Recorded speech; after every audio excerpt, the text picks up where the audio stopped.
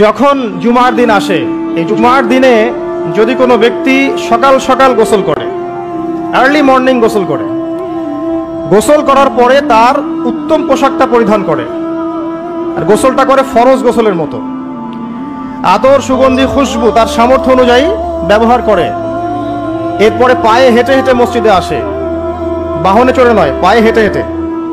যদি আপনি অনেক দূরে থাকেন সেটা আলাদা কথা।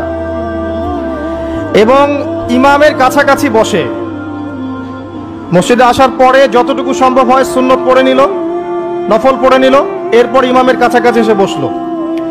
ইমামের খুতবা শ্রবণ করে মনোযোগের সাথে। খুতবা শ্রবণ করার সময় কাউকে কষ্ট দেয় না।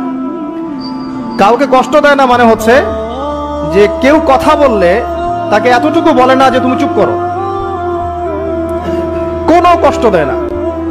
ইমামের খুতবা শ্রবণ করে, নামাজ পড়ে ইমামের সাথে। এই ব্যক্তির আমল নামায় নবী সাল্লাল্লাহু আলাইহি ওয়াসাল্লাম বলছেন যে প্রত্যেক পদক্ষেপের বিনিময়ে 1 বছরের নফল নামাজ আর 1 বছরের নফল রোজার নেকি লেখা হয়। জুমার এই সমস্ত নেকি নষ্ট হয়ে যাবে যদি আমরা এখানে আদব রক্ষা করতে না পারি।